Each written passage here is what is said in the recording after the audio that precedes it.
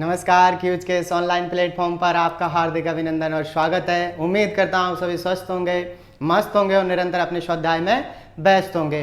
हम हमारी इस सीरीज को आगे बढ़ाते हुए हमने इससे पहले 8 से 10 टॉपिकों को कंप्लीट कर लिया है। आप जाकर प्लेलिस्ट में उन्हें देख सकते हो।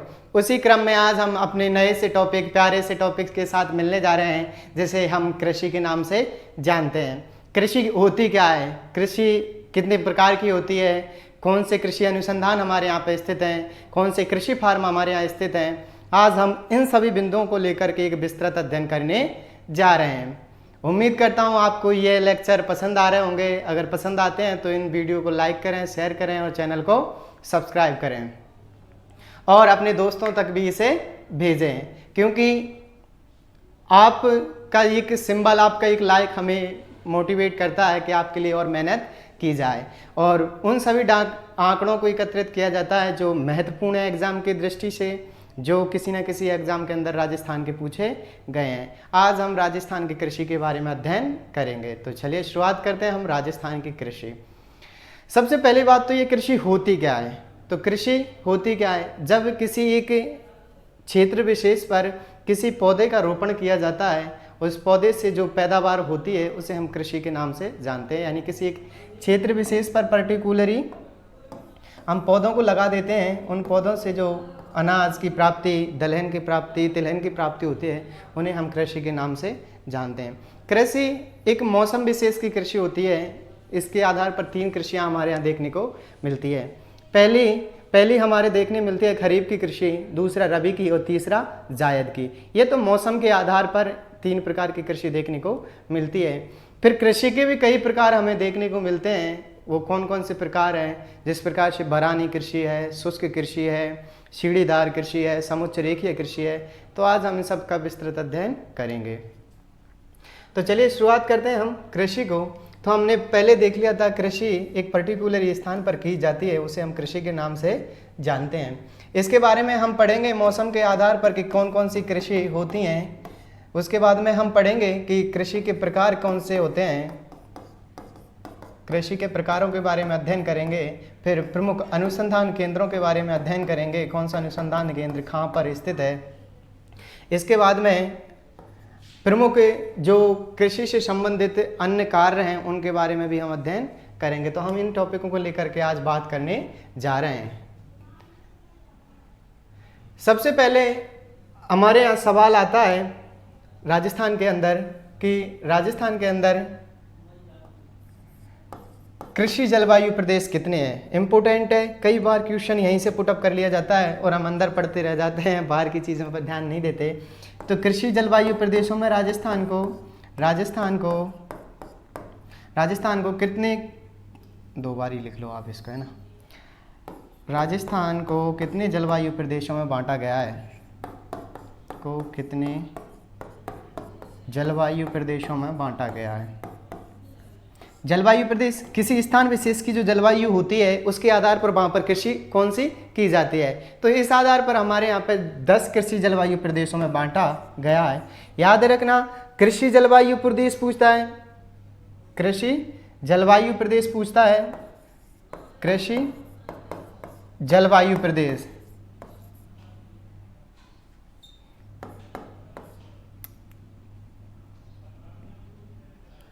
जलवायु प्रदेश तो कितने बताने हैं हमें, तो 10 बताने हैं। कितने बताने हैं, कृषि जलवायु प्रदेश कितने हैं अपने यहाँ पे, 10 हैं। कितने हैं, 10।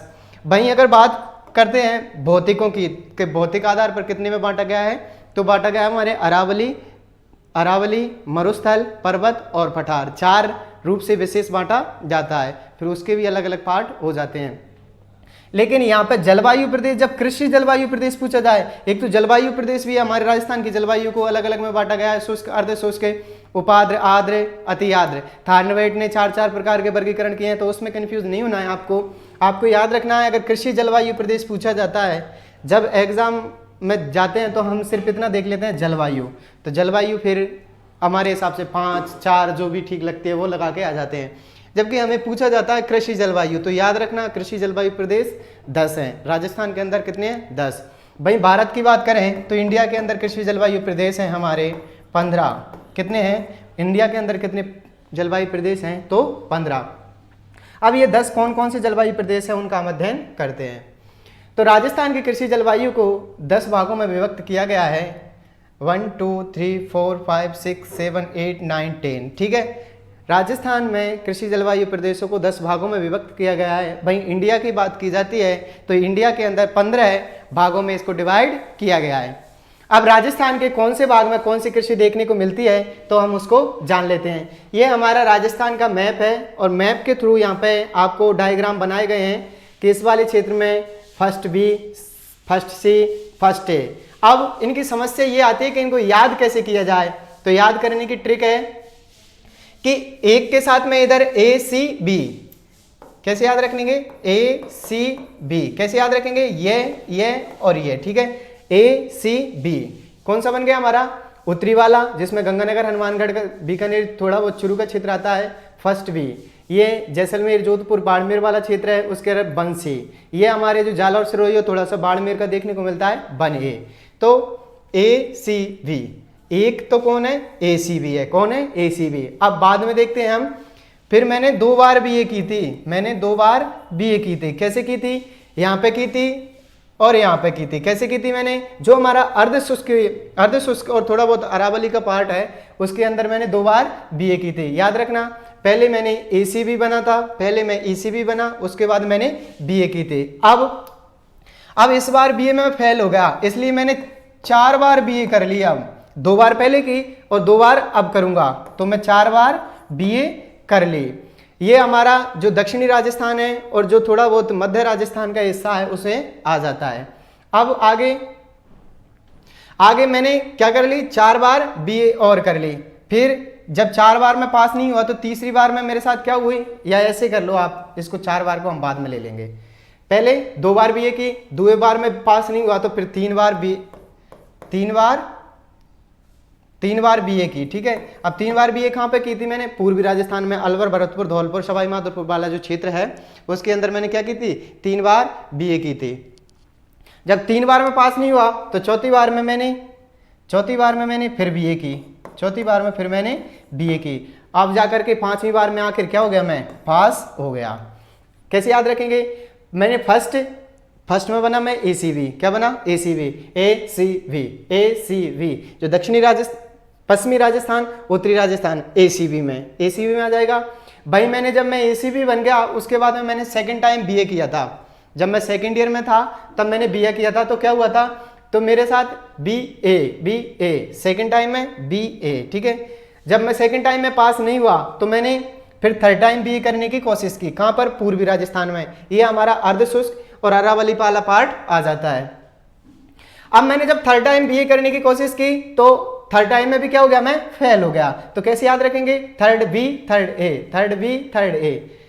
पहले एसीबी बना, फिर मैंने सेकंड ईयर में बीए की थी और फिर थर्ड ईयर में मैंने बीए की थी। तो तीसरी बार में भी मैंने बीए की। जब तीसरी बार में पास नहीं हुआ तो मैंने चौथी बार बीए की। अब याद रखना, चौथी बार के लिए हमें हमारा जो दक्षिणी राजस्थान है उसके साथ में और थोड़ा सा हमारे राजस्थान के साथ में ये अजमेर, टोंक, भीलवाड़ा वाला क्षेत्र है राजस्थान, मेवाड़ वाला, उसको भी रखना है। और आखिरकार फाइनली हाड़ौती में जाकर मैं पास हो गया, तो ये हमारे 10 कृषि जलवायु प्रदेश थे। पहला एसीबी बना, 2 बार बीए की, पास नहीं हुआ। फिर मैंने 3 बार बीए की थी तो भी पास नहीं हुआ, तो चौथे साल में जाकर के मैंने पुनः बीए की, क्योंकि हिम्मत नहीं आ रहा। और पांचवी बार में जाकर क्या हुआ, मैं पास हो गया। ठीक है, तो इससे आप आसानी से याद रख सकते हो, राजस्थान को 10 कृषि जलवायु प्रदेशों में बांटा गया है। ठीक है सर, बीए में फेल नहीं हुआ, तो याद रखा करो। ठीक है, तो अब जो कृषि है उसे अन्य नामों से भी जाना जाता है हमारे राजस्थान के अंदर। किस नाम से, मानसून का जुआ। मानसून का जुआ क्यों कहा जाता है, क्योंकि हमारे राजस्थान में सर्वाधिक पार्ट मरुस्थल का देखने को मिलता है। जब सर्वाधिक पार्ट मरुस्थल का देखने को मिलता है तो यहाँ पर बारिश कम होती है, और बारिश इतनी कम होती है कि जो हमारा मरुस्थल है उसके अंदर कई स्थानों पर तो बिल्कुल जैसे समय हमारा, वहां बिल्कुल बारिश नहीं होती। तो हमारे यहाँ पे जो कृषि है उसको हम मानसून का जुआ कहते हैं। अगर बारिश अच्छी हुई तो फसल भी अच्छी हो जाएगी। आगे मैदानों में सर्वाधिक उत्पादन कितना है कृषि का, हमें सबको पता है। जहाँ पठार होंगे, जहाँ पर्वत होंगे, वहां पर मरुस्थल होंगे और जहाँ पर्वत होंगे वहाँ पर कृषि नहीं की जा सकती, लेकिन जहाँ मैदान होते हैं वहाँ पर क्या करते हैं, कृषि अधिक की जाती है। आदि में कृषि का बक्स स्थल कहा जाता है किसको, मैदानों को। मैदानों को क्या कहते हैं हम, कृषि का बक्स स्थल कहा जाता है। आप देख सकते हो ये हमारा राजस्थान था, ये मरुस्थल वाला पार्ट था यहाँ तक, ठीक है, ये वाला हमारा पठार था, लेकिन ये वाला पूर्वी मैदान सघन बसा हुआ है। इसका कारण क्योंकि यहाँ पर कृषि अधिक की जाती है। 23% क्षेत्रफल पर 39% पीपुल्स, यानी यहाँ पर पॉपुलेशन है कितनी, 39%, और भाग कितना, 23%। तो आप देख सकते हो कितनी डेंसिटी है, कितने घनत्व है, ठीक है। ये तो हो गया किसका, मैदानों को हम कृषि का बक्स स्थल के नाम से जानते हैं। बक्स स्थल जानते हो ना, हृदय, ठीक है। कृषि का महत्व, अब राजस्थान में कृषि का क्या महत्व है, तो बिल्कुल राजस्थान में कृषि का महत्व है। हमारे तो हम अपने जीवन पर लेकर चलते हैं तो कृषि के द्वारा हमें जो हमारा घर की आर्थिक व्यवस्था है, अर्थव्यवस्था, उसको क्या मिलता है, सपोर्ट मिलता है, वो अच्छी होती है। अब जब हमारे घर की अर्थव्यवस्था सही हो गई, फिर तहसील की, फिर राज्य की, तो अब हमारे राज्य का योगदान कितना है। पहले हम इंडिया की बात करते हैं तो इंडिया का कृषि में महत्व है जो हमारा 54.6% है, यानी ये 54.6% क्या करती है, रोजगार प्रदान करती है। अब राजस्थान के अंदर ज़्यादा बेरोजगारी है, याद रखना, राजस्थान के अंदर ज़्यादा बेरोजगारी है, तो 62% रोजगार प्रदान करती है। कृषि का महत्व, राजस्थान की बात करते हैं तो हम 62% बेरोजगारों का सहारा है, यानी कि जो हारे का सहारा है वो कौन है, कृषि, और जो भारत में है वो 54.6% है। इतने लोगों को ये कृषि रोजगार प्रदान करती है। आगे चलते हैं हम अर्थव्यवस्था में। जो हमारी अर्थव्यवस्था होती है उसके अंदर कृषि का कितना योगदान है, ये हमारे एक टॉपिक भी लगता है इकोनॉमिक्स का, अर्थव्यवस्था, जो करंटली हमारी आती है उसके हिसाब से, तो इसको भी पूछ लिया जाता है कृषि में। स्थिर कीमतों पर 2885 है, स्थिर कीमतों पर 2885 है। कब के आंकड़े हैं, 21-22 के। कब के आंकड़े हैं, 21-22 के, क्योंकि आंकड़े इसमें 3 प्रकार से आते हैं। एक तो पूर्व अनुमानित वर्ष पर, एक जो वर्ष से निकल जाता है उसके पर स्थिर आते हैं, और जो प्रचलित, जो वर्तमान में चल रहा है वो प्रचलित आंकड़े उपलब्ध होते हैं। यानी कि इसके आंकड़े 3 प्रकार से उपलब्ध होते हैं। एक तो जो वर्ष पूर्ण हो गया, जो वर्ष पूर्ण हो गया तो उसके आंकड़े तो कौन से होंगे, स्थिर। जो वर्तमान में चल रहा है उसके आंकड़े कैसे होंगे, प्रचलित। और जो आगामी आने वाला है उसके आंकड़े कैसे होंगे, अनुमानित, ठीक है। जैसे हम मौसम देख के बता देते हैं आज बारिश होने वाली है, ये अनुमानित।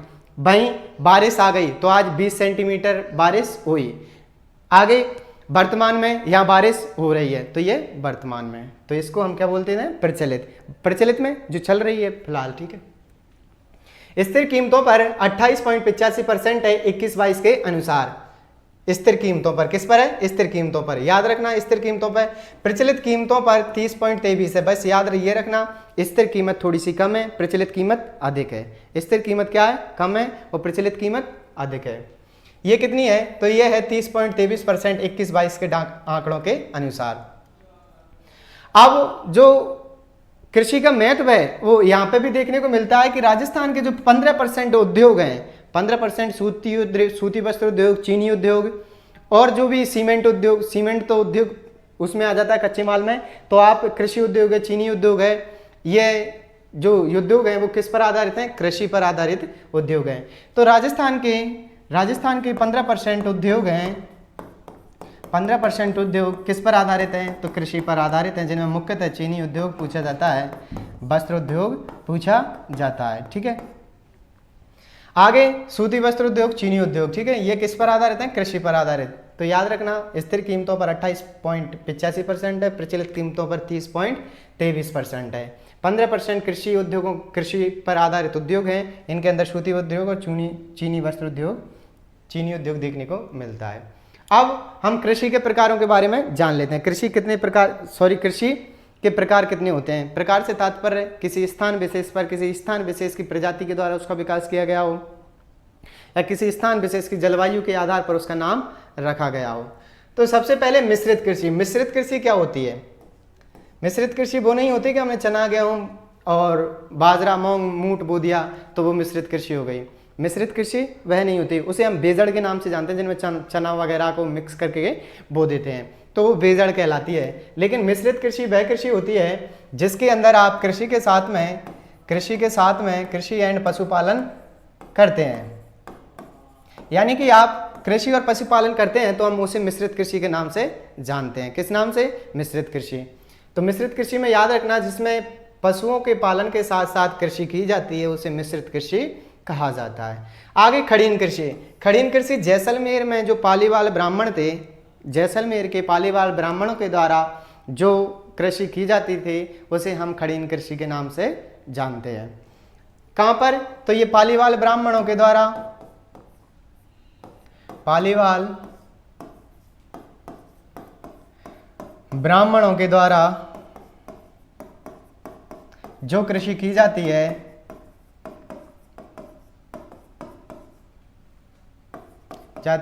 उसे खड़ीन कृषि कहते हैं, उसे खड़ीन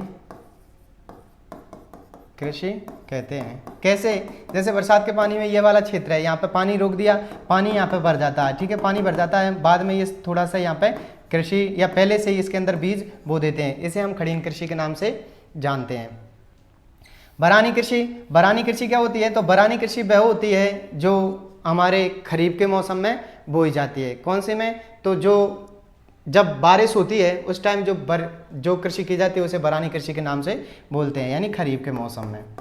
खरीफ का मौसम जानते हो ना, जो हमारे सोयाबीन मक्का वगैरह बोई जाते हैं वो खरीफ का मौसम है। यानी कि जो अभी मौसम आएगा जून जुलाई से, जब हमारे खेतों में बुवाई की जाएगी तो वो कौन सी की जाएगी? खरीफ की खेती की बुवाई की जाएगी। अब आगे कुछ फसलों को, जैसे एक वर्ष में एक फसल होना, एक वर्ष में एक खेत में 2 फसल होना डायोकल्चर, 3 फसल होना ओलिगोकल्चर, 4 फसल होना रिले कल्चर, और 1 जुलाई से लेकर के जो जून है वो कृषि वर्ष कहलाता है। पूछ लिया जाता है कृषि वर्ष क्या है, तो क्या है? 1 जुलाई से लेकर के जून तक, यानी इस वर्ष जो जुलाई आएगी, इस वर्ष की जो जुलाई आएगी तो वो जुलाई कौन सी होगी? 1 जुलाई से लेकर के अगली जून तक ये समय क्या कहलाएगा? कृषि वर्ष। क्या कहलाएगा? कृषि वर्ष। ठीक है, तो ये कृषि वर्ष के नाम से जाना जाता है। एक खेत में 2 फसल हों तो डायोकल्चर, 2 हो तो डायोकल्चर, 3 हो तो ओलिगोकल्चर, 4 हो तो रिले कल्चर। 2 हो तो डायोकल्चर, 3 हो तो ओलिगोकल्चर और 4 हो तो रिले कल्चर। इसको याद रखना, कृषि वर्ष 1 जुलाई से लेकर जून तक। कंफ्यूज नहीं होना कि जून पहले आती है जुलाई बाद में आती है, लेकिन याद रखना जुलाई से कृषि वर्ष का प्रारंभ होता है जून तक।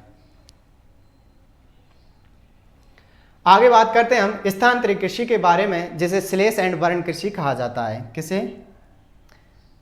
इसे स्लेश एंड बर्न कृषि कहा जाता है। स्लेश एंड बर्न कृषि होती क्या है?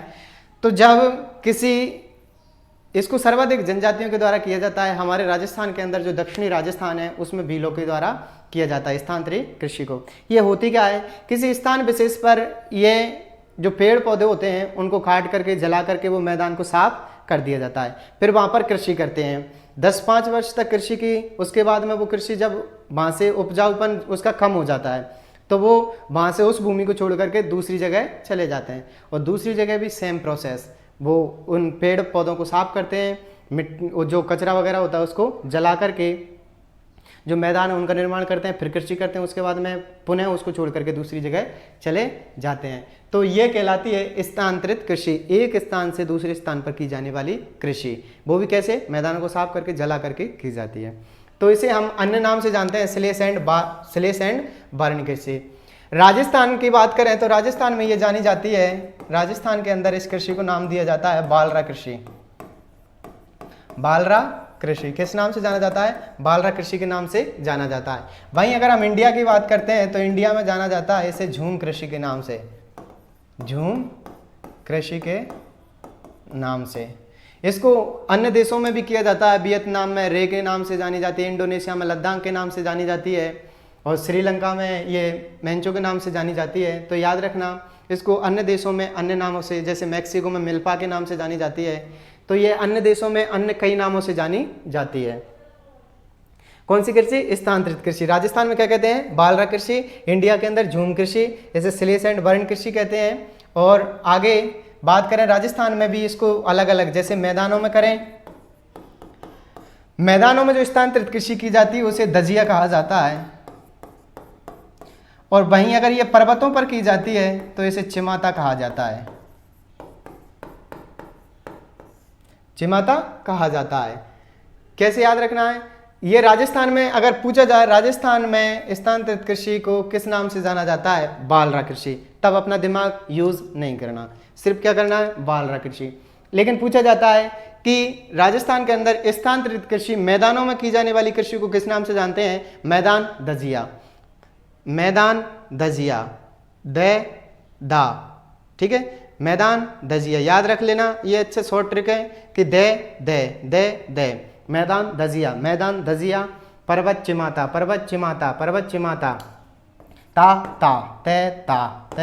ठीक है, पर्वत में की जाती है उसे चिमाता, मैदान में दजिया। राजस्थान के अंदर ऑल ओवर में पूछा जाता है तो बालरा, इंडिया के अंदर झूम कृषि, ठीक है, और इसको स्लेश एंड बर्न कृषि कहते हैं। क्या कहते हैं, स्लेश एंड बर्न कृषि कहते हैं। इसको पर्यावरण की दुश्मन भी कहते हैं। क्यों पर्यावरण के दुश्मन, क्यों, क्योंकि जब इसके द्वारा यहाँ पर जलाया जाता है तो जो धुआं उठता है वो पर्यावरण को, जो वायु प्रदूषण है उसको नुकसान करता है। दूसरी बात, यहाँ पर जो जंगल होते हैं जंगलों का नाश करता है, जिसकी वजह से ये जो ऑक्सीजन हैं उसकी भी, हमारे पेड़ पौधों की कमी आती है, वनों का ह्रास करता है। इसी वजह से इसको क्या कहते हैं, हम पर्यावरण का दुश्मन कहते हैं। किसको, स्थानांतरित कृषि को। अब पूछा जाता है राजस्थान के अंदर कौन से क्षेत्र में की जाती है, तो राजस्थान के दक्षिण क्षेत्र में की जाती है। देख लेते हैं एक बार हमारी स्थानांतरित कृषि, ठीक है, ये राजस्थान है, ये हमारा दक्षिण एरिया है। पूछा जाता है कहाँ की जाती है, तो दक्षिणी राजस्थान में। करता कौन है, भील जनजाति के द्वारा, भील जनजाति के द्वारा, ठीक है। इसको हम किस नाम से जानते हैं, स्लेश एंड बर्न, पर्यावरण की दुश्मन के नाम से जानते हैं। जब ये पर्वतों पर की जाती है तो इसको चिमाता, पर्वत चिमाता, ठीक है, पर्वत चिमाता। और जब ये मैदान में की जाती है तो मैदान में की जाती है तो उसको हम बोलते हैं दजिया, दान दजिया, ठीक है, ता याद रखना। दजिया और चिमाता के नाम से जाना जाता है। दक्षिण राजस्थान में की जाती है, भील जनजाति के द्वारा की जाती है। कौन सी कृषि, स्थानांतरित कृषि। स्थानांतरित पूरे राजस्थान में नाम पूछा जाता है तब बताते हैं हम इसका बालरा कृषि। बालरा कृषि, आपको पता चल गया कि एक स्थान से दूसरे स्थान पर पेड़ पौधों को जलाकर या काट करके जो कृषि की जाती है उसे हम बालरा कृषि के नाम से जानते हैं। अगर इंडिया की बात की जाती है तो इंडिया के ये उत्तर पूर्वी जो क्षेत्र है, असम मेघालय वाला, उसके अंदर की जाती है तो इसको इंडिया में बोला जाता है, इंडिया के अंदर बोला जाता है इसको झूम कृषि, झूम कृषि के नाम से जाना जाता है। मैक्सिको में मिल्वा, इंडोनेशिया में और जो हमारे अन्य देश हैं उनके अंदर भी कृषि देखने को मिलती है, ठीक है। वियतनाम में रे के नाम से जानी जाती है। तो ये तो कौन सी हो गई हमारी, कौन सी कृषि हो गई, तो ये हो गई स्थानांतरित कृषि। अच्छे से समझ में आ गया होगा। क्वेश्चन पुटअप किया जाएगा तो यही पूछा जाएगा, मैदान में की जाने वाली कृषि को क्या नाम से जानते हैं, दजिया, पर्वत पर चिमाता, और राजस्थान में पूछा जाता है बालरा, इंडिया में पूछा जाता है झूम, पर्यावरण के दुश्मन स्लेश एंड बर्न कृषि स्थानांतरित कृषि को कहा जाता है। दक्षिण राजस्थान में की जाती है भील जनजाति के द्वारा। ट्रक फार्मिंग कृषि, ट्रक फार्मिंग कृषि, ऐसा तो है नहीं कि हम ट्रक के अंदर फार्म या ट्रक के अंदर फसल उगा करके जो कृषि करते हैं उसे ट्रक फार्मिंग कृषि कहते हैं। ट्रक फार्मिंग कृषि वह कृषि होती है जिसमें उस फसलों को शामिल किया जाता है जो एक रात में खराब हो जाती हैं, एक रात में खराब हो जाती हैं, या ऐसी कृषि जो अधिक समय तक नहीं चलती, जो ऐसे प्रोडक्ट जो अधिक समय तक नहीं चल सकते, जैसे हमारा दूध हुआ, दूध, जब दूध का उत्पादन कर लिया तो उसे हमें बाजार तक पहुंचाना होगा, क्योंकि 1 लीटर हो 2 लीटर हो तो हम पी जाएंगे, ठीक है, तो उसे हम पी जाएंगे। लेकिन जब हमारे पास में 100 लीटर है तो उसे हमें क्या करना पड़ेगा, बाजार में बेचना पड़ेगा। और बाजार में बेचने के लिए लेके कैसे जाएंगे, तो उसके लिए जो ट्रक मंगवाए जाते हैं या ट्रक के माध्यम से या साधन के माध्यम से, किसी माध्यम से हम उसे ले जाते हैं, तो उसे हम क्या कहते हैं, ट्रक फार्मिंग कृषि कहते हैं। क्या होता है, एक रात में खराब होने वाली वस्तु या कृषियां, वस्तु तथा पदार्थ जिनको बाजार तक पहुंचाना होता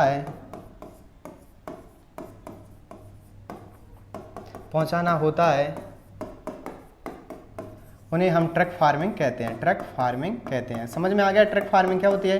ट्रक फार्मिंग वो होती है एक रात के अंदर जो वस्तुएं खराब हो जाती हैं, जैसे मिर्च मसाले, जो हमारे टमाटर, भिंडी, अदरक तो खैर चल जाता है, तो जो चीज़ें जल्दी ख़राब हो जाती हैं उनको, जैसे पनीर है हमारा, तो उनको क्या करते हैं, वो एक रात के अंदर ख़राब होने वाली वस्तुओं पदार्थों को एक स्थान से दूसरे स्थान पर जब किसी ट्रक या अन्य अदर किसी के माध्यम से बाज़ारों तक पहुंचाया जाता है, उसे हम ट्रक फार्मिंग कृषि कहते हैं। अंडरस्टैंड? ठीक है। हो अंग्रेजी सीढ़ीदार कृषि। बस अपना हाथ तंग है अंग्रेजी में, लेकिन इतना तो आता है कि कितनी इंग्लिश आते हैं, मक्खा घनी की घनी आवे, पेटियां की पेटियां।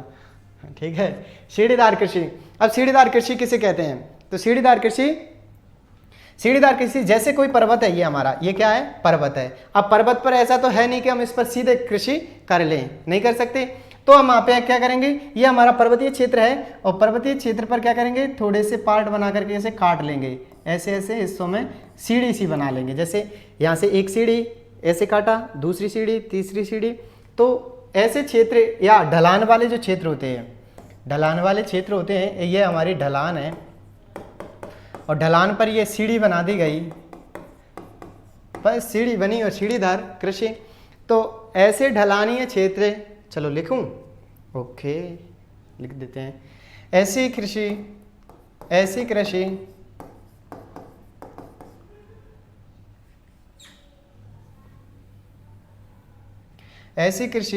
जिसमें किसी ढलान या पर्वत, किसी ढलान या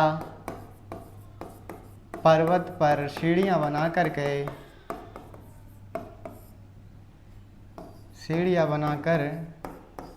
की जाती है, उसे हम सीढ़ीदार कृषि के नाम से जानते हैं। सीढ़ीदार कृषि कहते हैं। एग्जाम्पल दैट, ये हमारी ढलान है, यहाँ पे जो सीढ़ियाँ बना ली, इसको हम सीढ़ीदार कृषि कहते हैं। ये कोई पर्वत है, यहाँ पर थोड़ी सी सीढ़ियाँ बना ली, इसे हम सीढ़ीदार कृषि के नाम से जानते हैं। ये उन्हीं क्षेत्रों में की जाती है जहाँ पर ढलान अधिक देखने को मिलती है या जहाँ पर पर्वतों की मात्रा अधिक होती है। तो ये कौन सी हो गई हमारी? सीढ़ीदार कृषि। आगे चलते हैं हम शुष्क कृषि। और शुष्क कृषि हम जानते हैं ऐसी कृषि जो शुष्क प्रदेशों में की जाती है, उसे शुष्क कृषि कहते हैं। शुष्क कृषि की समस्या विशेषता यह है कि ये 75 सेंटीमीटर से कम वर्षा वाले क्षेत्रों में की जाती है। यानी जो 75 सेंटीमीटर से कम वर्षा होती है, जिन क्षेत्रों के अंदर 75 सेंटीमीटर से कम वर्षा होती है, ये वाले क्षेत्र में, तो यहाँ पर कौन सी कृषि की जाएगी? शुष्क कृषि। कौन सी? शुष्क।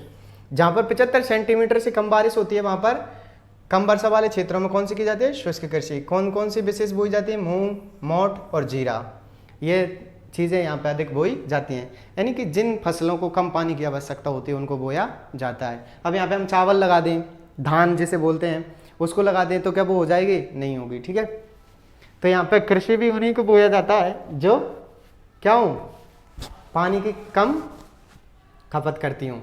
आगे आर्द्र कृषि के नाम से, आर्द्र कृषि याद रख लेना, 75 सेंटीमीटर से जिसमें प्लस है वो आर्द्र कृषि है और कम है तो वो शुष्क कृषि है।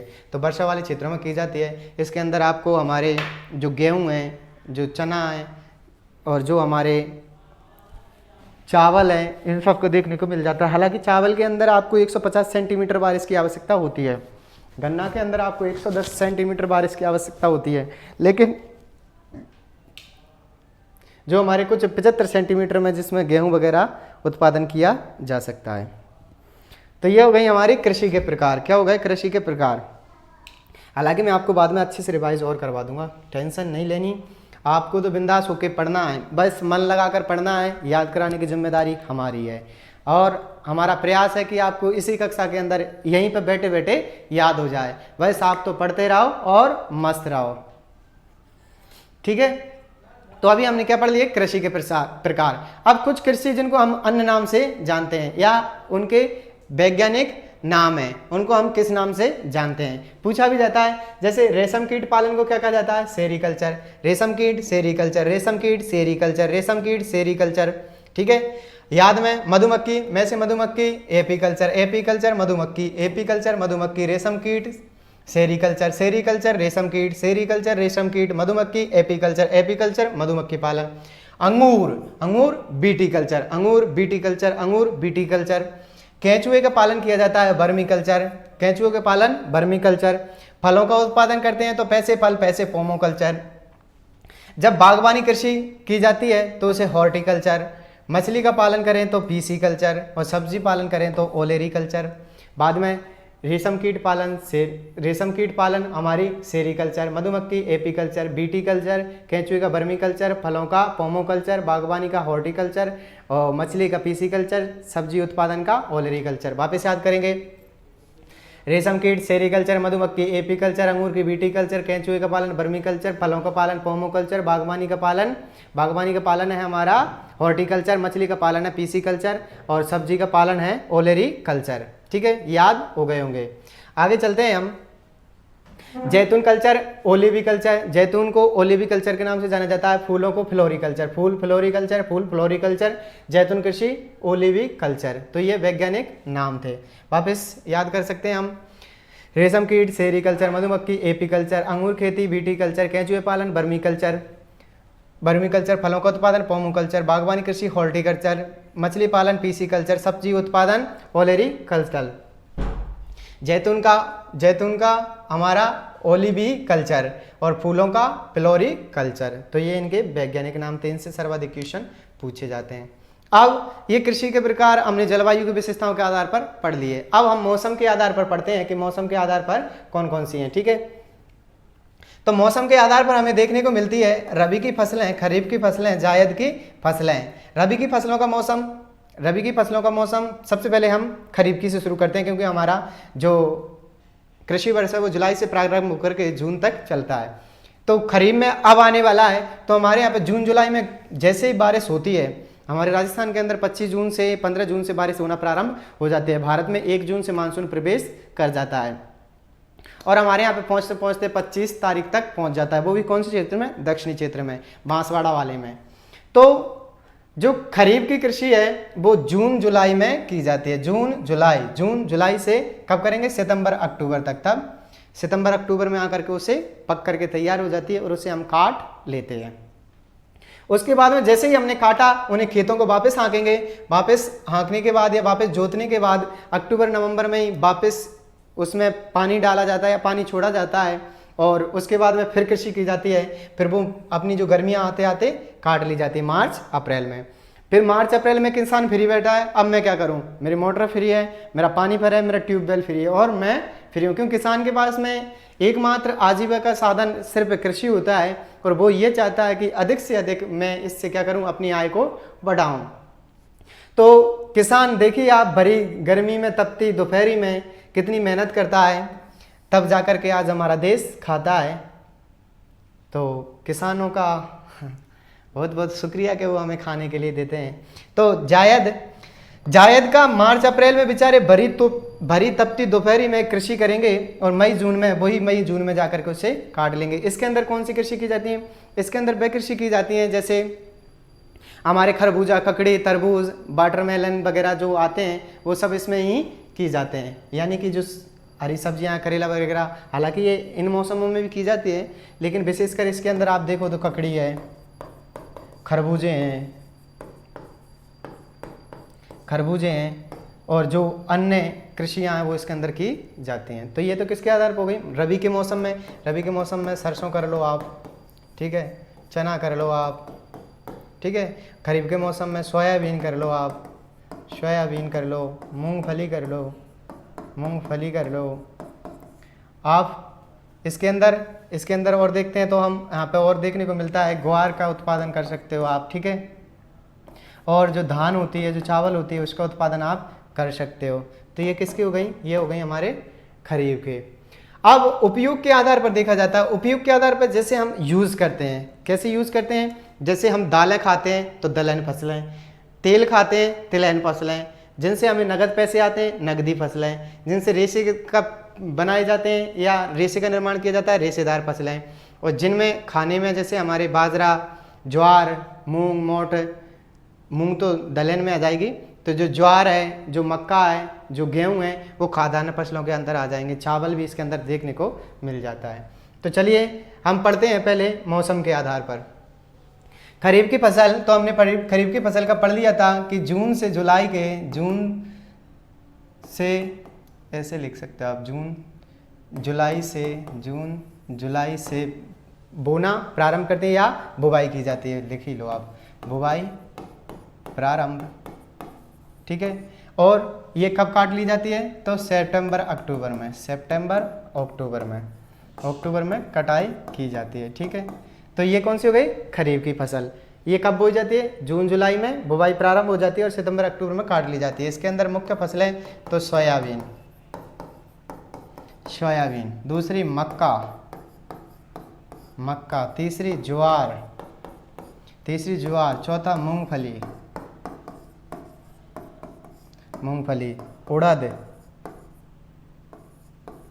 उड़द, ठीक है। और ये जो मुख्य फसलें हैं इनका उत्पादन किया जाता है किसके अंदर, तो ये किया जाता है खरीफ की फसल में। खरीफ की फसल जून से जुलाई के मध्य इसकी बुवाई प्रारंभ हो जाती है, बारिश आने के साथ में सितंबर अक्टूबर में जैसे सर्दियाँ थोड़ी सी आने लग जाती हैं उस वक्त इसकी कटाई की जाती है। और इसके अंदर सोयाबीन, मक्का, ज्वार, मूंगफली, उड़द बोए जाते हैं। बात करें हम रबी की फसल की, तो सितंबर अक्टूबर नवंबर के मध्य इसको बोया जाता है, अक्टूबर नवंबर में बोया जाता है। इसको काट कब लिया जाता है, तो मार्च अप्रैल में जाकर के इसको काट लिया जाता है, मार्च अप्रैल में काट लिया जाता है, ठीक है। अब बात की जाती है कि इसके अंदर कौन सी कृषि या कौन सी फसलें शामिल की जाती हैं, तो सबसे पहले सरसों, गेहूं,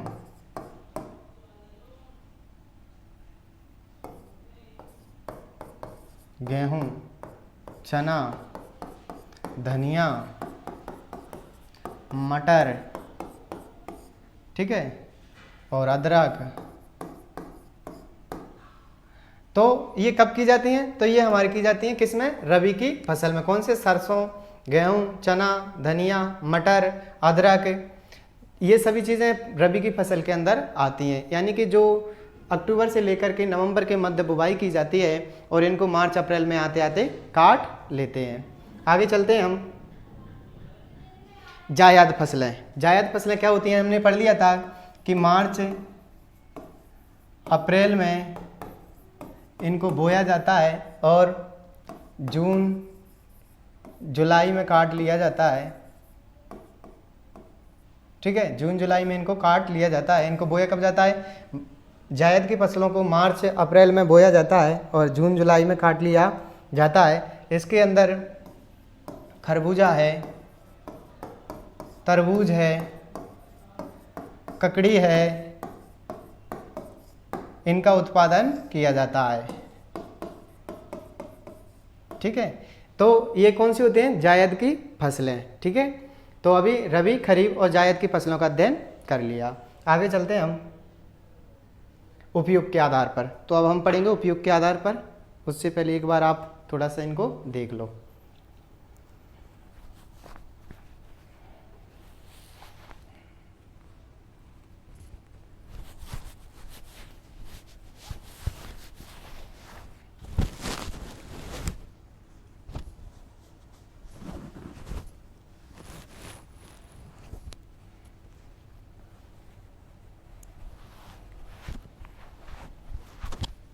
देख लिए, चले, ठीक साहब।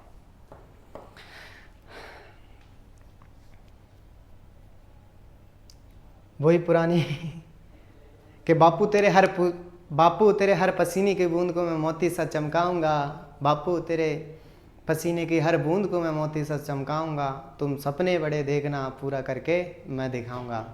क्योंकि ये पसीना एक वो उम्मीद, वो उमंग, वो जुनून है जो इंसान को एक बार आ जाए, एक बार लग जाए तो वो अपनी सफलता को हासिल किए बिना नहीं रहेगा। तो आप भी चाहे परिस्थितियां कैसी भी आ जाएं, संघर्ष हमेशा जारी रहेगा, क्योंकि मंजिल को उसकी औकात तो दिखा के रहेंगे। और जिन लोगों ने, जिन रिश्तेदारों ने हमको ताने मारे हैं, उनके यहाँ कसम खा ली कि 2-2 किलो मिठाई तो भेज के ही रहेंगे। जिन रिश्तेदारों ने कहा तेरे से कुछ नहीं होगा, जिन लोगों ने कहा कि तेरे से कुछ नहीं होने वाला, उनको नोट कर लेना अपनी कॉफ़ी के अंदर कि उनके यहाँ पर 2 किलो मिठाई 4 किलो मिठाई तो भेजनी है, तब वही लोग बोलेंगे कि हमें तो पता था कि ये कुछ बड़ा करने वाला है। तो बस अपनी इस मेहनत, अपनी लगन को, इस जज्बे को जारी रखना, क्योंकि सफलता है एक दिन का खेल नहीं होती, ये एक लंबा दौर होता है, और जब मिल जाती है तो अच्छे अच्छे लोगों का साथ होता है। तो उपयोग के आधार पर, ठीक है, उपयोग के आधार पर अब हम जैसे किसी कृषि को किसी कार्य विशेष में उपयोग लेते हैं, उसे हम उसी नाम से जानते हैं। जैसे दलहन, दलहन यानी दाल, कौन सी? दाल। तो दाल वाली फसलें कौन कौन सी हैं जिनसे दाल मिलती है? तो चना, चने की दाल, में से मटर की दाल, में से मूंग की दाल, ऐसे उड़द की दाल, में से मसूर की दाल, याद कर सकते हो, ऐसे अरहर की दाल, ठीक है। तो वे फसलें जिनसे दालें प्राप्त की जाती हैं, उन्हें हम दलहन फसलों के नाम से जानते हैं। याद ये, अब इसमें ऐसा नहीं है कि हमें खरीफ रबी की फसलें बतानी है, इसके अंदर आप उन सभी फसलों को शामिल कर सकते हो, खरीफ में वो या रबी में वो, जिनसे दालें प्राप्त होती हैं। तो वे फसलें जिनसे दालें प्राप्त होती हैं, वे फसलें जिनसे दालें प्राप्त होती हैं, उन्हें हम दलहन के नाम से जानते हैं। इसके अंदर चना, मटर, मूंग, उड़द, ठीक है, ये उर्वरता को बढ़ाती हैं। ये किसको बढ़ाती हैं? ये उर्वरता को, जो जमीन की उर्वर क्षमता होती है उसको बढ़ाने में सहायता करती हैं। कौन सी? दलहन फसलें। क्योंकि जो जमीन के अंदर राइबोजोसिम जो जीवाणु पाया जाता है, ये बाहरी N2O से क्या करता है, इनके जो N2O छोड़ा जाता है नाइट्रेट, उससे क्रिया करके इसको क्या करता है, इसके अंदर नाइट्रोजन की मात्रा बढ़ा देता है जमीन के अंदर। आगे तो दलहन फसलें, वे फसलें जिनसे दालें प्राप्त की जाती है, दलहन फसलों के नाम से जाना जाता है, ये उर्वरता बढ़ाती हैं। आगे नगदी फसलें, नगदी, न से नगद, न से नगद, न से नगद, ठीक है, कच्चे माल के रूप में प्रयुक्त होती हैं। ये कच्चे माल के रूप में प्रयुक्त है, जैसे गन्ने से चीनी बनाएंगे, कपास से हम कपड़े बनाएंगे, सरसों से तेल बनाएंगे। तो हमने गन्ना किया, गन्ने की ट्रॉली भरी, ट्रॉली लेके गए, ट्रॉली वाले जब पहुंचे मार्केट में, ये कितने की हुई, तो तुरंत पैसे ये दी और ये ली। हमने कपास की, कपास के तुरंत पैसे, ठीक है, हालांकि पैसे सबके मिलते हैं, लेकिन इनको नकदी फसल की श्रेणी में रखा जाता है, क्योंकि हम इनको खाने की श्रेणी में रखते हैं, इसलिए दलहन और ये नकदी फसलें हैं। ऐसा तो है नहीं कि हमने सरसों का उत्पादन कर लिया, अब सरसों का इतना उत्पादन कर लिया, अब उसको हम सरसों को खा जाएंगे, ऐसा तो है नहीं। तो ये क्या करते हैं, हम इनको बेच देते हैं, मार्केट के अंदर बेच देते हैं। भाई कपास और ये हमारा सरसों और गन्ना, इनको भी क्या करते हैं, हम गन्ना बो दिया पूरे खेत के अंदर, अब एक गन्ना खाया, 2 गन्ने खाए, 5 गन्ने खाए, इतने तो खा नहीं सकते, तो क्या करते हैं, हम इनको मार्केट के अंदर बेच देते हैं। तो इनको हम कौन सी बोलते हैं, नकदी फसलें। आगे बात करते हैं तिलहन फसलें, जिनसे तेल प्राप्त किया जाता है, तेल प्राप्त किया जाता है, उन्हें तिलहन फसलों के नाम से जानते हैं। तैसे तिलहन तैसे तेल प्राप्त किया जाता है, इसमें कौन से आते हैं, तो सरसों से तेल प्राप्त होता है, बिल्कुल सरसों। सरसों किसकी फसल है, रबी की, किसकी, रबी की, लेकिन हमें क्या बताना है यहाँ पे, जिनसे तेल प्राप्त होता है। अब मूंगफली, मूंगफली किसकी है, खरीफ की, लेकिन क्या होता है, तेल प्राप्त होता है। और सरसों, मूंगफली, इनसे क्या होता है, हमें तेल प्राप्त होता है। तो ये कौन सी फसलें हैं, और भी हैं, जैतून की है, हमारी कृषि की जाती है, जोजोबा की है, अहोबा की है, उनसे भी तेल प्राप्त किया जाता है। तो वे फसलें जिनसे तेल प्राप्त किया जाता है, उनको हम किस नाम से जानते हैं, तो तिलहन फसलों के नाम से जानते हैं। जिनसे रेशे प्राप्त किए जाते हैं, रेशे प्राप्त किया जाता है, रेशेदार फसलें कहलाती हैं। इसके अंदर आपको कपास, ठीक है, और हमारे जो जूट है उसको जूट, पटसन को शामिल किया जाता है। खाद्यान्न फसलें, वे फसलें जिनसे हम जीवित हैं, जीवित से तात्पर्य जिन्हें खाते हैं हम, वे फसलें जिनका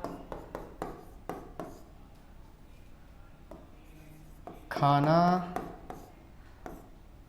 ऑब्लिक या खाना के साथ में खाद्य रूप में प्रयुक्त की जाती हैं, उन्हें हम खाद्यान्न फसलें कहते हैं। तो वे फसलें जो खाना या खाद्य रूप में प्रयोग की जाती हैं, खाद्यान्न फसलें कहलाती हैं। इसके अंदर आप लिख सकते हो हमारा गेहूं का उपयोग किस लिए करते हैं? खाने के रूप में। ज्वार का उपयोग किस लिए करते हैं? खाने के रूप में। मक्का का प्रयोग खाने के रूप में। चावल का प्रयोग खाने के रूप में, ठीक है। तो ये क्या है? हमारी खाद्यान्न फसलें हैं। तो खाद्यान्न फसलें जिनका उपयोग खाने के रूप में करते हैं या खाद्य वस्तुओं के रूप में करते हैं, खाद्यान्न फसलें कहलाते हैं। रेशा प्राप्त करते हैं रेशेदार फसलें। तेल प्राप्त करते हैं जिनमें तिलहन फसलें, सरसों, मूंगफली मुख्य थे। आगे चलते हैं हम, जो विशेषकर इंपॉर्टेंट याद रख लेना इनको, अगर रिफाइनरियों से क्वेश्चन पूछा जाता है तो जैतून रिफाइनरी जो लूणकरणसर बीकानेर में है, वेरी वेरी इंपॉर्टेंट है। हालांकि छोटे एग्जाम में इतने ध्यान नहीं देते, लेकिन फिर भी पूछ लेते हैं कि जैतून रिफाइनरी कहाँ पर है? लूणकरणसर बीकानेर। जैतून रिफाइनरी लूणकरणसर बीकानेर। आगे बायोडीजल रिफाइनरी है हमारी कलड़वास उदयपुर में। बायोडीजल रिफाइनरी पूछता है तो कड़लवास उदयपुर, और जबकि जैतून रिफाइनरी पूछता है तो लूणकरणसर बीकानेर। आगे अब कुछ फसलें हैं, उनका टेम्परेचर है, वर्षा की मात्रा है, मिट्टी है। पूछ लेता है कभी कौन सी फसल के लिए कितनी वर्षा की मात्रा, कितनी कौन सी मिट्टी उपयोगी होती है। तो याद रखना कि जो हमारा बाजरा होता है, जो बाजरा है उसके लिए टेम्परेचर चाहिए 30 से 35 डिग्री सेल्सियस, वर्षा चाहिए 25 से 30 सेंटीमीटर, और रेतीली और बलुई मिट्टी में किया जाता है। जो जौ या सरसों होती है वो 15 से 20 सेल्सियस चाहिए होता है, और 50 से 80 सेंटीमीटर बारिश की आवश्यकता होती है, और जालौड़ मृदा में की जाती है। गेहूं में 15 से 20, 50 से 100 सेंटीमीटर वर्षा, जालौड़ मृदा। गेहूं जालौड़ मृदा। मक्का को 21 से 27 डिग्री सेल्सियस चाहिए होता है, और ये 50 से 80 सेंटीमीटर में बारिश की आवश्यकता होती है, और लाल चिकनी मिट्टी में की जाती है। कपास 21 से 27, कपास 21 से 27, ठीक है। इन दोनों में बस ये याद रखना, कपास में 20 सेंटीमीटर और बढ़ जाता है, तो इसको लाल चिकनी की मिट्टी की आवश्यकता होती है। कैसे कपास, कैसे काली मिट्टी। कई बार पूछा गया है कपास की खेती के लिए उपयुक्त मिट्टी, तो कैसे कपास, कैसे काली मिट्टी, ठीक है। आगे गन्ना 21 से 30 से 125 से 150 सेंटीमीटर, गन्ना 125 से 150 सेंटीमीटर, जालौड़ मृदा। चावल में सर्वाधिक वर्षा की आवश्यकता होती है 150 सेंटीमीटर से 200 सेंटीमीटर तक, मृदा जालौड़, और 21 से 27 डिग्री सेल्सियस की आवश्यकता होती है। तो ये कुछ महत्वपूर्ण जानकारियाँ याद रख लेना आप, तो कुछ महत्वपूर्ण ये याद रखना आप, तो बाजरा बलुई रेतीली मिट्टी में की जाती है, सरसों जौ गेहूँ जालौड़ मृदा के अंदर किए जाते हैं, और गन्ना सरसों गेहूँ जौ जालौड़ मृदा के अंदर देखने को मिलते हैं। मक्का लाल चिकनी मिट्टी में की जाती है, विशेषकर दक्षिणी राजस्थान है, दक्षिणी राजस्थान जिसका भी भीलवाड़ा चित्तौड़ वाला जो बेल्ट है उसके अंदर सर्वाधिक देखने को मिलती है। कौन सी? ये मक्का। कपास में कैसे काली मृदा, और गन्ना के अंदर जालौड़ मृदा, चावल के अंदर जालौड़ मृदा, ठीक है। हालांकि यहाँ से क्वेश्चन पूछा जाता है तो मिट्टियों के बारे में पूछा जाता है, ये तापमान, हाँ वर्षा को भी पूछ लेते हैं, लेकिन ये छोटे एग्जाम्स के लिए नहीं है, या छोटे एग्जाम्स में बहुत कम ही पूछा जाता है। आगे अब कुछ क्रांतियां, उनके बारे में हम पढ़ लेते हैं। सबसे पहली क्रांति हमारे हरित क्रांति। कौन सी क्रांति? हरित क्रांति। दौर था 1966-67 का, जब स्थिति ये थी कि हमारे भारत के अंदर खाने के दाने या खाने के लाले पड़ रहे थे। उस वक्त एम.एस. स्वामीनाथन जो भारतीय थे, वो इस कृषि को लेकर के भारत में आते हैं। भारत में लाने का श्रेय एम.एस. स्वामीनाथन को दिया जाता है, ठीक है। तो एम.एस. स्वामीनाथन जब इसको लेकर के आते हैं तो इसमें कुछ विशेष फसलें होती हैं, उनके लिए उर्वरक और कुछ बीज, उत्तम क्वालिटी के बीज उपलब्ध करवाए जाते हैं। तो फिर वो कृषि की जाती है, तो उस कृषि की पैदावार अपनी कृषि से 4 से 5 गुना अधिक थी। तो जो कृषि की गई थी उसे हम किस नाम से जानते हैं? हरित कृषि के नाम से। लाने का श्रेय एम.एस. स्वामीनाथन को, ठीक है। आगे श्वेत कृषि दुग्ध उत्पादन से। श्वेत कृषि लाने का श्रेय, इसको लिख सकते हो आप एम.एस. स्वामीनाथन, ठीक है। श्वेत कृषि को लाने का जो श्रेय दिया जाता है वो वर्गीज कुरियन को दिया जाता है, वर्गीज कुरियन, ठीक है। तो श्वेत कृषि का संबंध किससे है? वर्गीज कुरियन से। इसे श्वेत कृषि किससे संबंधित थी? स से श्वेत, स से दुग्ध, ठीक है। तो सफेद क्या होता है? दूध, ठीक है। क्या होता है? दूध। तो ये किससे संबंधित है? दूध से। हरा क्या होता है? फसलें, तो हरा खाद्यान्न फसलों से। पीली क्या होती है? सरसों। इसमें एक और याद रख लेना आप, श्वेत कृषि नहीं है वो, हाँ यही है, ऑपरेशन फ्लड इसी से संबंधित है, तो वर्गीज कुरियन, ठीक है। तो श्वेत दुग्ध उत्पादन से एक और है कि ऑपरेशन फ्लड पूछ लिया जाता है। ऑपरेशन फ्लड किसके लिए चलाया गया? Operation flood, operation flood. तो ऑपरेशन फ्लड किससे संबंधित है? तो दुग्ध उत्पादन से। तैसे पीली क्या होती है? सरसों। क्या होती है? सरसों। तो पीली क्रांति किससे संबंधित थी? सरसों से। नीली क्या होती है? नीला पानी होता है, तो पानी में क्या होंगी? मछली, तो मछली उत्पादन से नीली क्रांति। लाल क्या होते हैं? मांस और टमाटर, लाल लाल टमाटर। तो याद रखने, लाल क्रांति मांस और टमाटर उत्पादन से संबंधित है। रजत चांदी जैसे क्या होते हैं? अंडे। क्या होते हैं? अंडे। तो रजत क्रांति अंडों से संबंधित है। अमृत क्रांति, अमृत क्या होता है? पानी, तो यानी कि नदी जोड़ो परियोजना अमृत क्रांति। काला क्या होता है? पेट्रोलियम या डीजल, काले होते हैं उनको काली क्रांति के नाम से किसे जानते हैं हम? पेट्रोलियम को। वापस याद रखेंगे। हरी क्या होती हैं? फसलें यानी खाद्यान्न। श्वेत का होता है? दूध, तो दुग्ध क्रांति। पीली क्या होती है? सरसों यानी सरसों की पीली क्रांति की गई थी। नीला क्या होता है? पानी, पानी में क्या होती है? मछली, तो मछलियों से संबंधित है नीली क्रांति। लाल क्या होते हैं? टमाटर और मांस, ठीक है। रजत यानी जो चांदी होती है वो कैसे होती है? अंडे, यानी चांदी का रंग कैसा होता है? तो चांदी का रंग होता है सफेद, ठीक है। तो अंडों की भी सफेद, तो रजत क्रांति अंडों से संबंधित है। अमृत क्या है? जल, तो नदी जोड़ो परियोजना। काली क्या है? पेट्रोल डीजल, ठीक है, तो पेट्रोलियम से संबंधित है। आगे गोल क्या होते हैं? आलू। गोल क्या होते हैं? आलू, तो आलू उत्पादन संबंधित गोल क्रांति। धूसर या ग्रे, सीमेंट, जो धूसर या ग्रे रंग होता है, सीमेंट का रंग देखा हो तो आपने धूसर या ग्रे ही होता है, तो उससे संबंधित है कौन सी? धूसर या ग्रे क्रांति। बादामी, बादामी संबंधित है मसाला से, यानी बादामी क्रांति किससे संबंधित है? तो मसाला उत्पादन से। सनराइज, सनराइज क्रांति तकनीकी उद्योग से। जो टेक्नोलॉजी है आज हम उसे सनराइज क्रांति के नाम से जानते हैं। आगे इंद्रधनुष, इंद्रधनुष में क्या होते हैं? 7 रंग, तो 7 रंग का मतलब सभी खाद्यान्न, सभी फसलें इसके अंदर समाहित की जाती हैं। इंद्रधनुष याद रखना। इंद्रधनुष में क्या होता है? इंद्रधनुष के अंदर हमें सभी रंग देखने को मिलते हैं, तो सभी खाद्यान्न फसलों को सम्मिलित किया जाता है। स्वर्णिम क्रांति, स्वर्णिम क्रांति बागवानी से संबंधित है, हॉर्टिकल्चर से, ठीक है। ये तो कुछ क्रांति थे। गोल क्या होते हैं? आलू, धूसर ग्रे सीमेंट होता है, बादामी मसाले से संबंधित है, सनराइज तकनीकी से। इंद्रधनुष के अंदर सभी खाद्यान्न फसलों को शामिल किया जाता है। स्वर्णिम क्रांति में बागवानी को सम्मिलित किया जाता है। अब कुछ कृषि एवं वन अनुसंधान संस्थान हमारे यहाँ पे कौन से क्षेत्र में कौन से वन अनुसंधान देखने को मिलते हैं? तो सबसे पहले हम बात करते हैं बीकानेर की। किसकी? बीकानेर की। तो बीकानेर के अंदर हमें बीचवाल बीकानेर में शुष्क बागवानी अनुसंधान केंद्र, खजूर एवं बेर अनुसंधान केंद्र। बीचवाल में तो हमें कौन सा मिलता है? शुष्क बागवानी अनुसंधान केंद्र।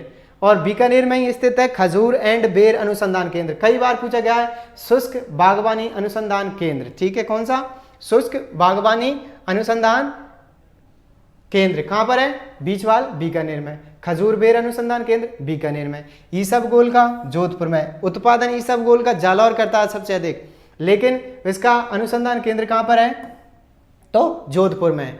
बाजरा अनुसंधान केंद्र कहां पर है? बाड़मेर में। बाजरा से याद रखना, बाजरा का सर्वाधिक बोया कहां पर जाता है? तो बाड़मेर में। बोया बाड़मेर में जाता है, उत्पादन भरतपुर में। सबसे अधिक उत्पादन करता है भरतपुर, जबकि बोया बाड़मेर में जाता है। ईसबगोल का जो अनुसंधान केंद्र है जोधपुर के अंदर स्थित है, लेकिन ईसबगोल का उत्पादन जालौर सबसे अधिक करता है। खजूर बेर और शुष्क बागवानी संस्थान बीकानेर में। आगे चलते हैं हम उदयपुर में। तो उदयपुर में जो बल्लभ नगर है, उदयपुर के बल्लभ नगर में ज्वार अनुसंधान केंद्र है। क्या है? ज्वार अनुसंधान केंद्र। और यहीं पर भैंसों का रिसर्च सेंटर है। कहां पर? उदयपुर के अंदर।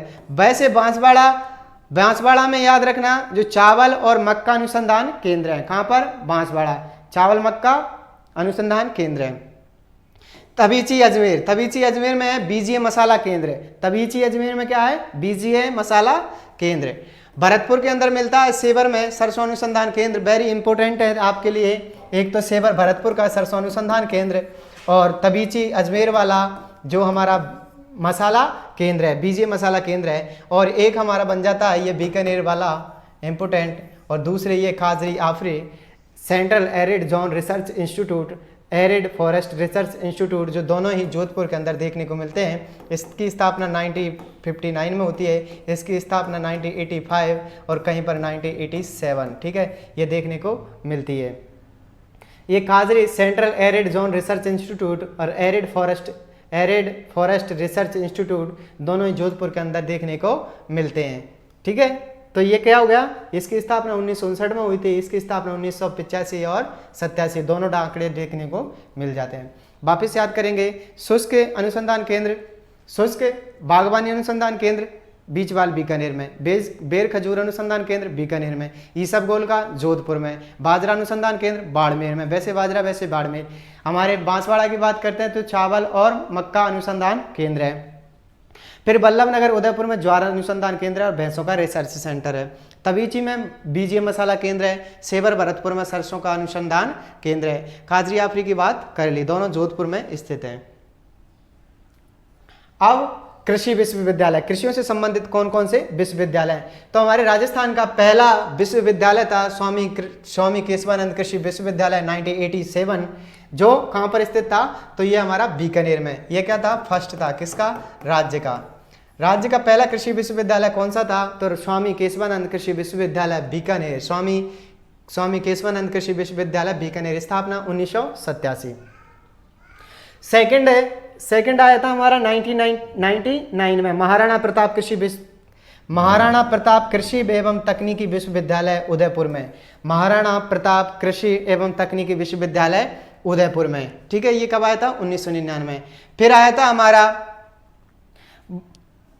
इनका जोबनेर कहां पर है, जयपुर के अंदर, जयपुर में है जोबनेर कृषि विश्वविद्यालय, जोबनेर कृषि विश्वविद्यालय 2013 में। बोरखेड़ा कृषि विश्वविद्यालय या कोटा कृषि विश्वविद्यालय, इसका नाम कोटा कृषि विश्वविद्यालय, कोटा कृषि विश्वविद्यालय जो बोरखेड़ा के अंदर स्थित है, कहां पर, कोटा में।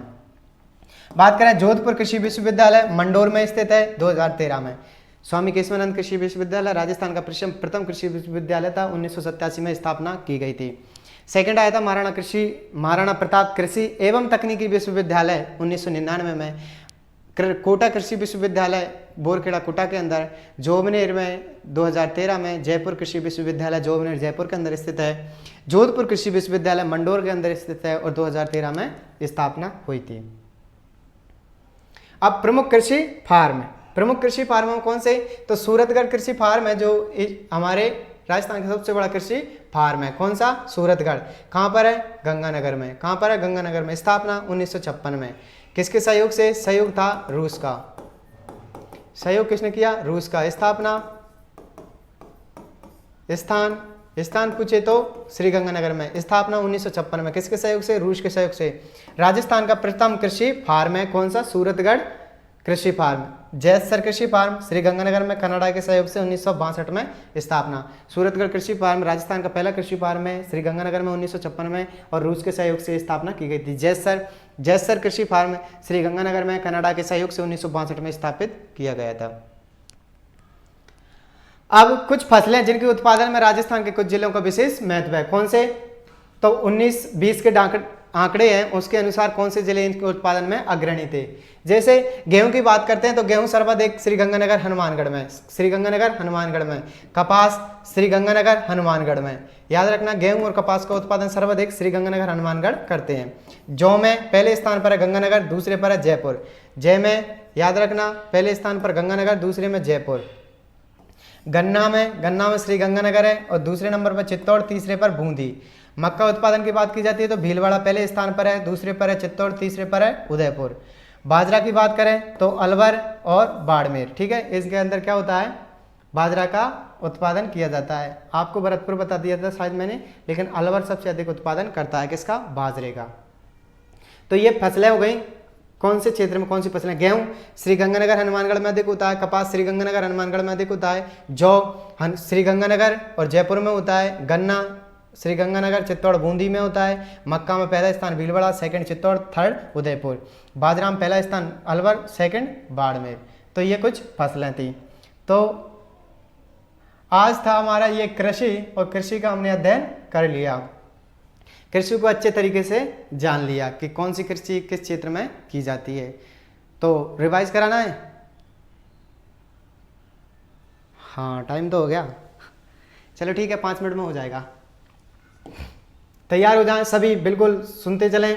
राजस्थान में 10 कृषि जलवायु प्रदेश हैं, जिसमें मैं पहले एसीबी बना था, सेकंड टाइम बीए किया था और थर्ड टाइम मैंने फिर बीए किया था लेकिन पास नहीं हुआ। फोर्थ टाइम में मैंने बीए किया और फिफ्थ टाइम में जाकर के मैं पास हो गया। 10 कृषि जलवायु प्रदेश, भारत में 15।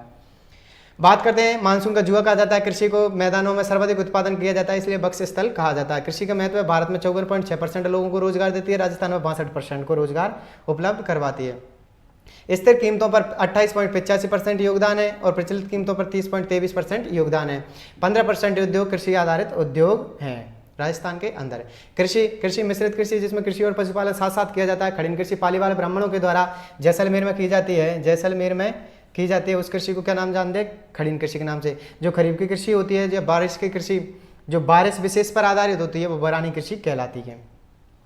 एक वर्ष में एक खेत में 2 फसलें हो तो डायोकल्चर, 3 हो तो ओलिगोकल्चर, 4 हो तो रेलिकल्चर। जो कृषि वर्ष है वो जुलाई से लेकर के जून तक होता है। आगे स्थानांतरित कृषि, एक स्थान से दूसरे स्थान पर की जाने वाली कृषि स्थानांतरित कृषि कहलाती है। श्लेष वर्ण कहे जाते हैं। मैदान में करें तो दजिया, पर्वत पर करें तो चिमाता। पर्यावरण की दुश्मन कहलाती है। इंडिया में झूम कृषि के नाम से जानते हैं, राजस्थान में बालरा कृषि के नाम से जानते हैं। दक्षिण राजस्थान में की जाती है, भील जनजाति के द्वारा की जाती है। ट्रक फार्मिंग कृषि, ऐसी कृषि जो एक रात में खराब होने वाले पदार्थ वस्तुओं को बाजार तक पहुंचाया जाता है, ट्रक फार्मिंग कृषि की जाती है। इसके अंदर दूध सब्जियों को शामिल किया जाता है। सीढ़ीदार कृषि, ऐसी कृषि जिनमें ढलान के क्षेत्रों में या पर्वतीय क्षेत्र में की जाती है, वहां पर सीढ़ी बना करके जो कृषि की जाती है उसे सीढ़ीदार कृषि कहते हैं। शुष्क कृषि, जिनमें 75 सेंटीमीटर से कम वर्षा वाले क्षेत्रों में करें तो शुष्क कृषि और 75 सेंटीमीटर से अधिक करें तो आर्द्र कृषि। बाद में हमने पढ़ा रेशम कीट, सेरिकल्चर, मधुमक्खी, एपीकल्चर, बीटीकल्चर, केंचुआ की वर्मीकल्चर, फलों का उत्पादन पोमोकल्चर, बागवानी कृषि ऑल्टीकल्चर और मछली उत्पादन पीसीकल्चर, सब्जी उत्पादन ओलेरीकल्चर। जैतून की कृषि को ओलिविकल्चर कहते हैं और फूलों की फ्लोरिकल्चर। ये वैज्ञानिक नाम पढ़े थे। उसके बाद कृषियों का वर्गीकरण किया मौसम के आधार पर, उपयोग के आधार पर। सबसे पहले मौसम के आधार पर पढ़ा, जून जुलाई से बुवाई प्रारंभ होती है, सितंबर अक्टूबर में कटाई की जाती है। खरीफ फसलें सोयाबीन, मक्का, ज्वार, मूंगफली, उड़द देखने को मिलती हैं। रबी की फसल अक्टूबर नवंबर में बोई जाती है, मार्च अप्रैल में काट ली जाती है। सरसों, गेहूं, चना, धनिया, मटर, अदरक का उत्पादन किया जाता है। आगे ये मार्च अप्रैल में जायद की फसलें मार्च अप्रैल में बोई जाती हैं, जून जुलाई में काट ली जाती हैं। खरबूजा, तरबूज, ककड़ी और इत्यादि को शामिल किया जाता है। आगे बढ़ा तो उपयोग के आधार पर, पढ़ा था जिनसे दालें प्राप्त की जाती है, दलहन की जाती है, जिनके अंदर चना की दाल, मटर की दाल, मूंग की दाल, उड़द की दाल, अरहर की दाल, तूर की दाल शामिल की जाती है। नकदी फसलें जिनसे हमें कच्चे माल के रूप में प्रयुक्त होती हैं, जिनसे पैसा तुरंत मिल जाता है, गन्ना, कपास, सरसों। आगे पढ़ा था तिलहन, जिनसे तेल प्राप्त किया जाता है, इसके अंदर सरसों, मूंगफली। फिर पढ़ा था रेशेदार फसलें, जिनसे रेशा प्राप्त किया जाता है, कपास, जूट, पटसन। फिर पढ़ा था खाद्यान्न फसलें, वे फसलें जो खाद्य रूप में प्रयुक्त की जाती है, खाद्यान्न फसलें कहलाती हैं, जिसके अंदर गेहूं, ज्वार, मक्का, चावल देखने को मिलते हैं। आगे बात करते हैं कि जैतून रिफाइनरी लूणकरणसर बीकानेर के अंदर स्थित है। बायोडीजल रिफाइनरी खड़लवास उदयपुर के अंदर स्थित है। आगे बाजरा रेतीली बलुई मिट्टी में की जाता है, सरसों जो जालाड़ मिट्टी में, गेहूं जालाड़ मिट्टी में, मक्का लाल चिकनी मिट्टी में, कपास कैसे काली मिट्टी में, गन्ना जालाड़ मृदा में, चावल जालाड़ मृदा में। कुछ क्रांतियां थी, हरित क्रांति खाद्यान्न से संबंधित थी, श्वेत क्रांति दूध से संबंधित थी, पीली सरसों से, नीली मछली से, ठीक है। लाल क्रांति मांस टमाटर से थी, रजत क्रांति अंडों से थी, अमृत क्रांति नदी जोड़ो परियोजना से, काली क्रांति पेट्रोलियम उत्पादन से। आगे गोल क्रांति आलू से थी, दूसरी क्रांति सीमेंट से थी, बादामी क्रांति मसाले से थी, सनराइज क्रांति तकनीकी से थी, इंद्रधनुष सभी खाद्यान्न फसलों से, स्वर्णिम क्रांति बागवानी से संबंधित थी।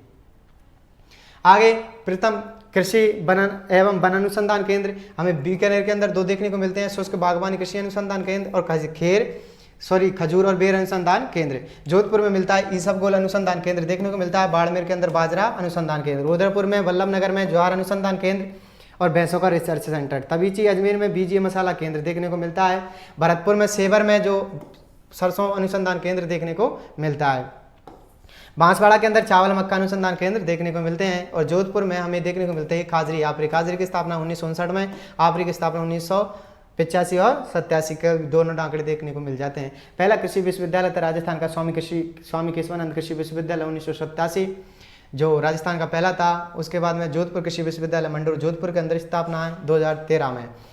जयपुर कृषि विश्वविद्यालय जोबनेर जयपुर के अंदर है, 2013 में स्थापना।